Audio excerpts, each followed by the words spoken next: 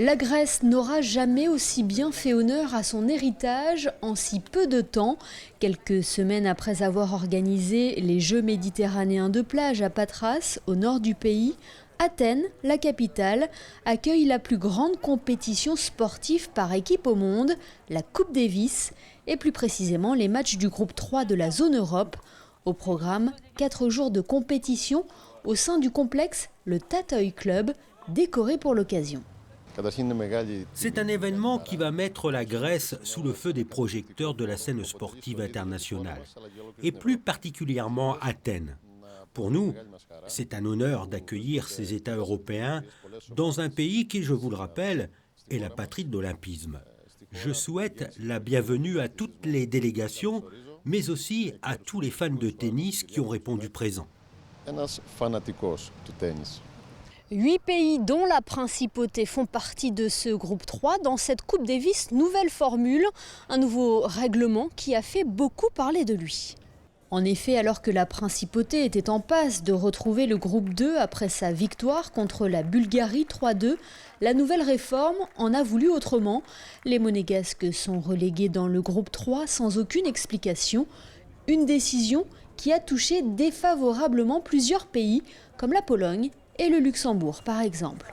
C'est une injustice sportive parce que nous avions gagné sur le terrain et on se retrouve non pas dans le groupe 2 mais dans le groupe 3, mais nous ne sommes pas les seuls dans ce cas-là. Il y a la Pologne pareil et puis la Grèce.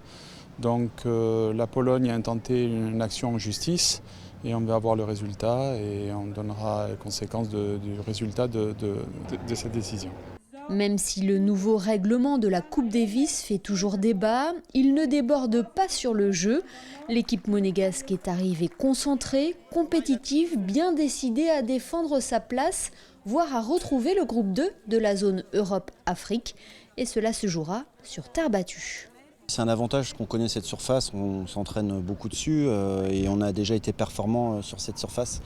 Maintenant, ça arrive en pleine saison, en plein été où tout le monde joue sur dur en permanence. Donc en fait, il a fallu s'adapter en quelques jours.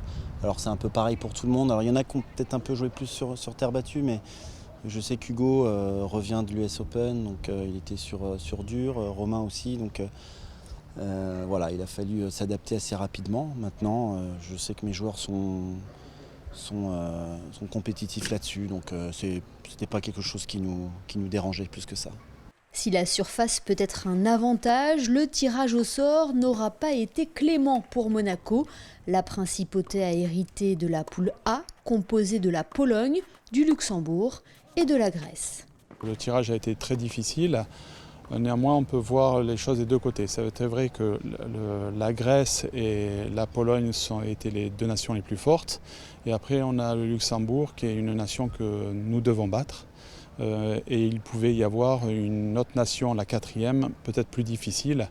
Et nous ne l'avons pas eu. Et voilà, donc stratégiquement, il nous faut battre le Luxembourg.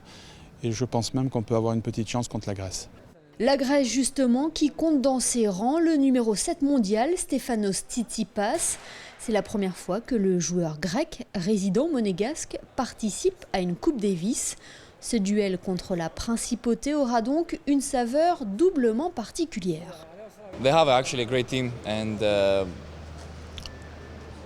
Monaco a une très belle équipe, très efficace avec de bons joueurs qui possèdent beaucoup d'expérience.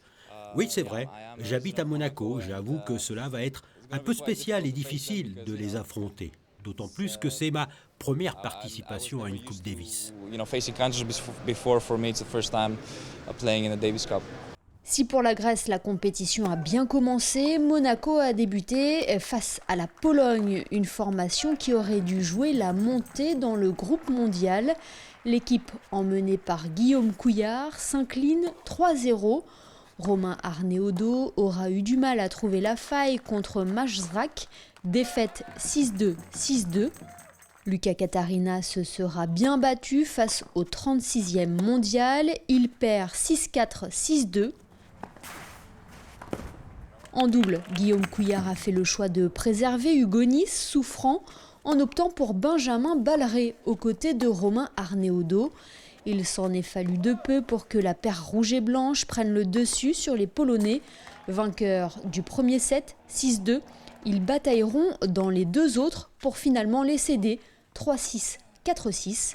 Malgré le score, les Monégasques auront montré un beau visage, encourageant pour la suite. C'est vraiment une équipe qui pourrait aller battre des équipes de France ou des États-Unis ou tout ça. Donc c'était compliqué et on s'est battu, on a fait ce qu'on avait à faire avec Hugo qui était un petit peu malade, donc que j'ai pas pu aligner aujourd'hui. Donc notre numéro 1, notre mieux classé en simple et en double qui n'était pas là. Malgré tout, on a, je pense, montré un beau visage aujourd'hui. Lors de ces matchs, Monaco aura pu compter sur une poignée de supporters qui ont fait spécialement le déplacement jusqu'à Athènes pour venir soutenir les joueurs.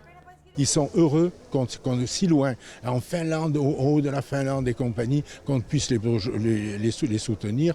Et ils sont contents, si vous voulez, de cela. Et ils essaient de faire le maximum aussi pour le public. Et on a une ambiance formidable. Prochain rendez-vous pour Monaco, le Luxembourg, une équipe que les Monégasques connaissent bien pour les avoir affrontés au dernier jeu des petits États d'Europe, et la Grèce, le pays hôte.